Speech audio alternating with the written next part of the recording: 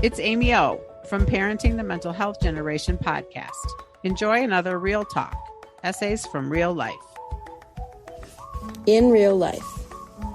Dear Anxiety, a poem by Sean Oberholzer. Frozen on the couch, eyes locked on the floor, a bouncing leg waits for the psychological war. Eyes shut and heart rate begins to climb. Her head is clutched in her hands, and she doesn't want to spend another second in her own mind. Continue to breathe, they say. Just wait for the abuse to subside. But no one seems to understand how painful that plan is when applied. Her heart pounds against her chest, and her forehead bleeds of her anxious sweat. And yet her presence is quiet, for the battle is inside. Her mind decides to attack its own breath. It's the moment where emotions and logic don't seem to coincide. This isn't something I'm saying to flaunt or to tell you I'm not fine. I'm trying to tell you that anxiety, it's not as pretty as implied. Every day I try to learn as to why it haunts or the reason it goes at me with drive. If you know, then tell me. Tell me why on some days I barely feel like I'm alive. Imagine the moment where nervousness and dread seems to thrive. Pinched out tears fall in a vine, clenched fists just to survive. Dear anxiety, do you ever rest? Will you ever go to bed? Will I ever not be stressed? Trust me, I know I'm blessed.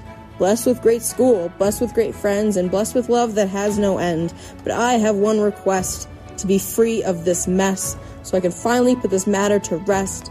'Cause my mind needs to calm. I know I need to open my palms and release all these emotions I can't place. But it's the times I seem to be lost in space.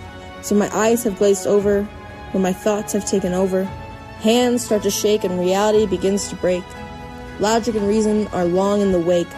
Distractions aren't the solution, but is there any resolution? Face it, they scream, but I'm down on my knee, begging for a break, or my logic to wake. I'm not trying to be selfish, I don't want the attention that this makes. It's not just for my sake, but the people around me who worry. Unfortunately, anxiety makes it all blurry. But I know they care, 'cause if they didn't, they wouldn't be there. Every time I swear or grow my blank stare, I just want to run away from it, but it'll always be with me. Dear anxiety, you and me, we are like a sailor in the sea. There are brutal storms with moments of clarity. Although they can seem long and weary, you must remember the sun rises every morning and decides to share its light with the soul struggling to just simply live. Thank you. We thank our brave contributors for sharing their stories. If you'd like to write about what's happening in real life, email info@catchescommunity.org or see the show notes for more information. Remember, mental health matters because if you don't have your mental health, you don't have anything.